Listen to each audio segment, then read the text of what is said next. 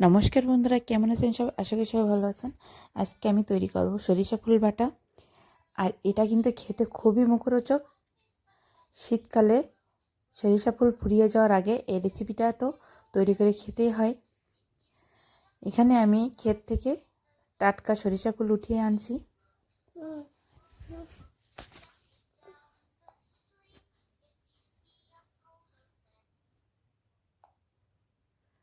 তারপরে ফুলগুলো আমি ভালো করে ধুয়ে নেব। তারপরে আমি জলটা ঝরিয়ে নেব।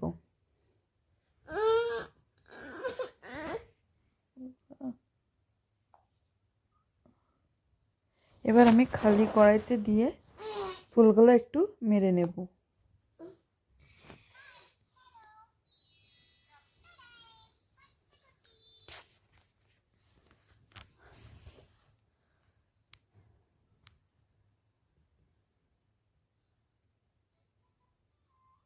এভাবে আমি উলট পালট করে ফুলগুলো খালি কড়াইতে একটু মেরে নেব।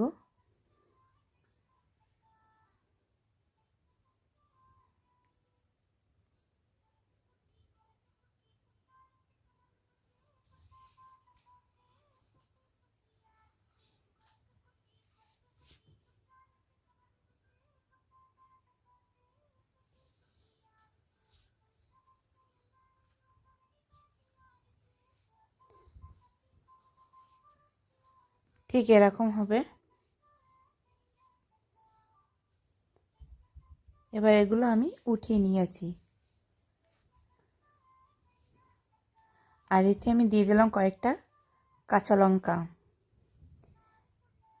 আর এটা আমি সম্পূর্ণ শিলেতে বেটে নিলে ভালো হয়।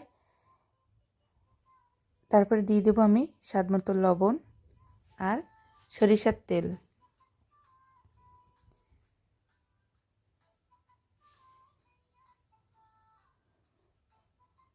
দিয়ে ভালো করে আমি মেখে নেব।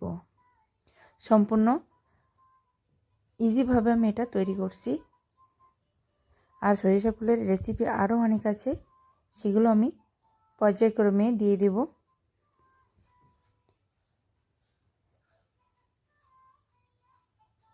এভাবে আমি সরিষা ফুল বাটাটা রেডি করে নিয়েছি খাওয়ার জন্য।